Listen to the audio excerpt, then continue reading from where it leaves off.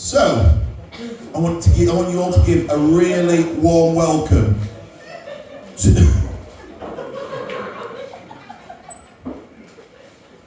I like this, yeah, that's good, that is good. Ollie, where's George? Fuck off. Oh, it's a genuine question, I thought you were over there! Oh, man! Shit. I'm sorry. I'm so sorry. Oh my word, God. You nearly saw a black man go white there. Wow. Listen, an extra warm welcome for my good friend, a great comedian. He's here tonight, Mr. George Coppen!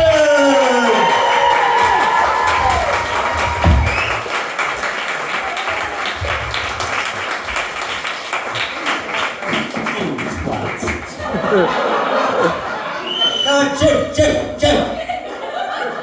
Now, before we start, can you all see me? See, Dan, I didn't need a stool. He came up to me before the show and went, "Do you want a step to stand on so they can all see you?"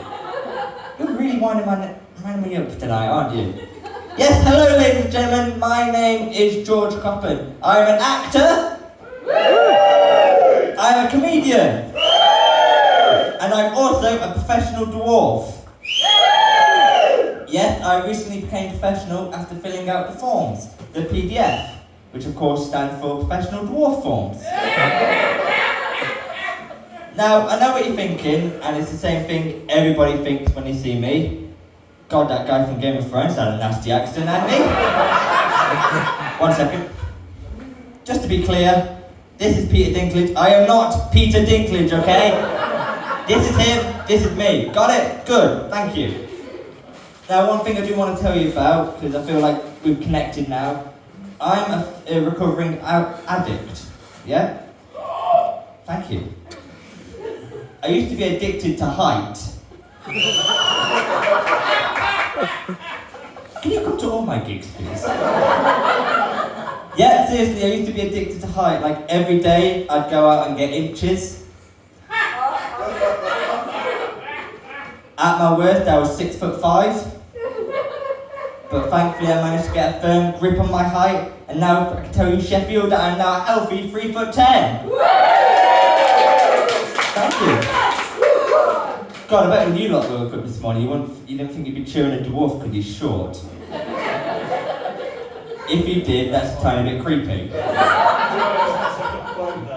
But everyone says, how did you recover? Where did you go? Well, I had to go to rehab, obviously, and I went to trouble with abnormal tallness therapy. Or twat, for short.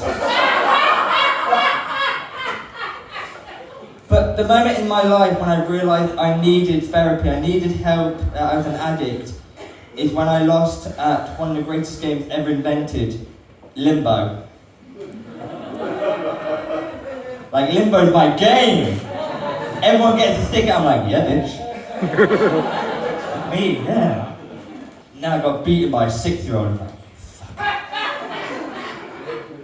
But something else I struggle a lot with is pins and needles. If you don't know what pins and needles are, I don't like you. Basically what it is I'll be sitting down like you lot are now, and my legs will be like, right, you're staying here, bye, and I'll just die. And it bloody hurts. But the worst part is trying to wake them up. So I've got to do this. Ow. Now that's awkward. Like, imagine when I'm out in public, like sitting on a bench, and suddenly my leg goes dead. I'm like, crap. So I just sit there going.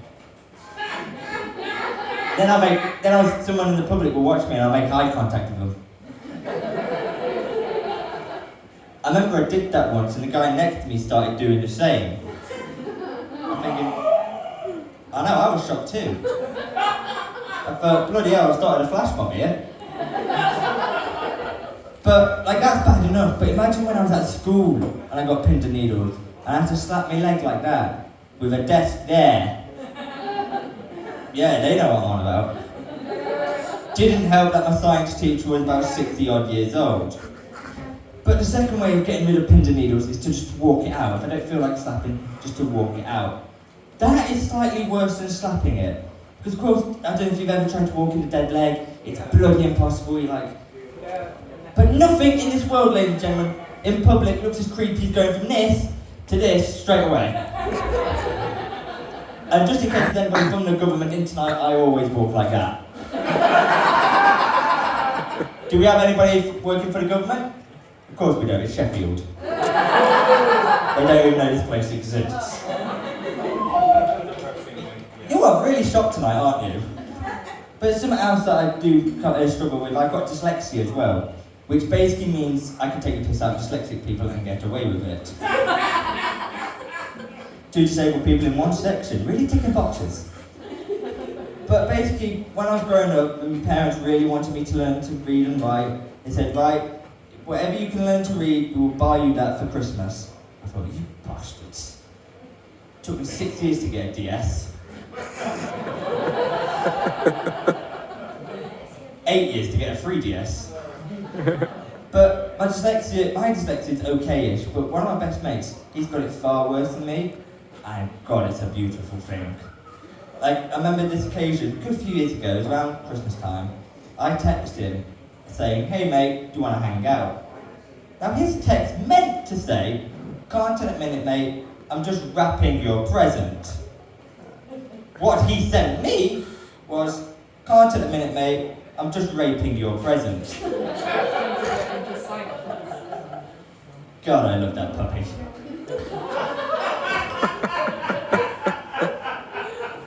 Yeah, it was a unique breed, black with white spots. See, they get it. But throughout my life, I've had many jobs, and one time I had to go to the job centre, and God, aren't those people thick as pig shit. No better occasion than this. Right? I had this weird class thing, didn't pay attention, and the woman said, right, the woman over there at the table, she's got some jobs, go over and talk to her. I said, okay, what's your job? Warehouse work. I didn't want to tell you, it was after I recovered from my height, so yes. I said, oh, what kind of warehouse work? Expecting admin. Oh no, to drive forklift trucks. You're seeing this, right? Like you see this? Okay! I thought, I go over to say hello, be polite. They gave me an interview. Thought weird. So anyway, I went for the interview, and the interview was going well till about halfway through. This is honestly, genuinely true. The person about halfway through said, can I ask you a question about your dwarfism? I went, yeah, sure, open book, tell people what they know, what to know. The person went, how long you had it?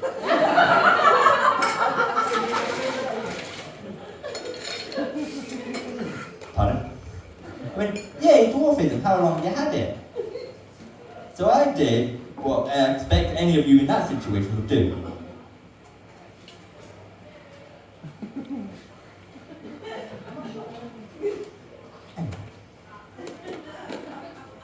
I was 5'5" yesterday.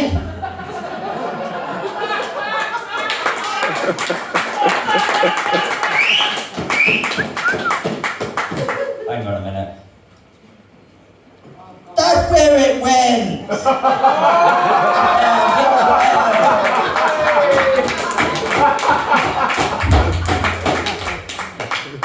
But as I said earlier, I'm an actor, so I do a lot of panto work. Oh no, you don't. Thank you. Oh yes, I really do. But my first panto in 2017 was in Middlesbrough. Have got everybody from Middlesbrough in tonight? Fair enough. And if you've known Middlesbrough Theatre, if you've ever seen it, it's quite an old theatre. So basically, no lift. Yeah. So some genius decided, I know, we'll put the 7 dwarfs, top floor. Where are you putting the dancers? Oh, ground floor. What?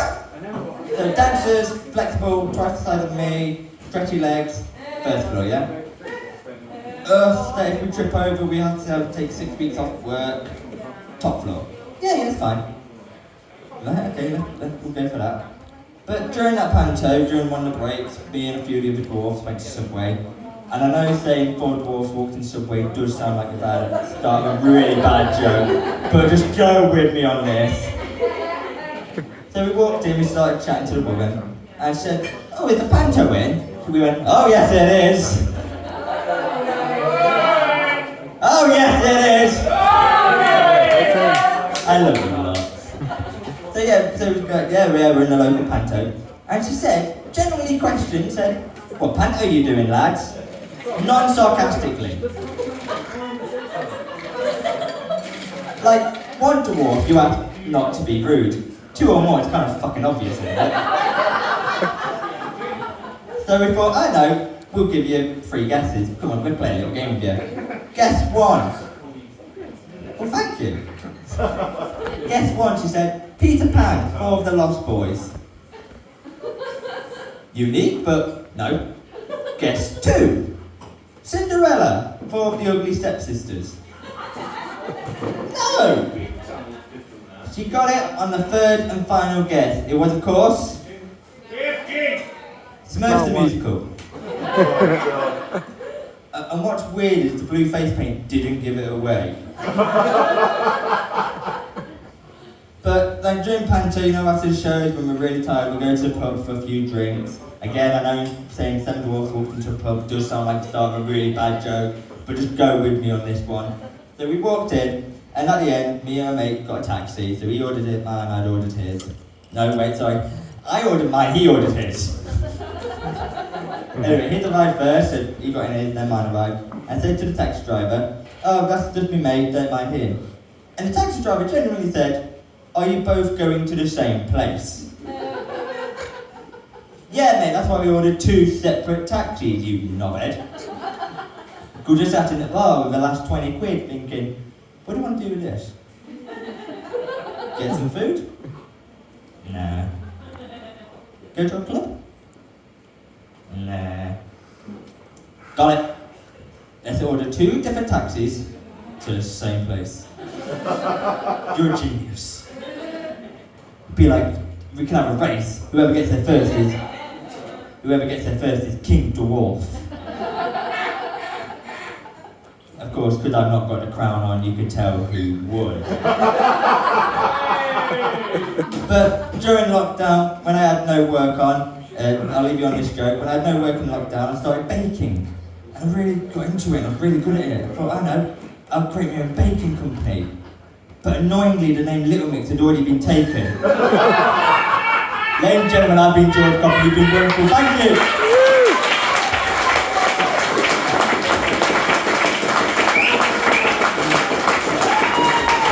Mr. George Coppen, come on!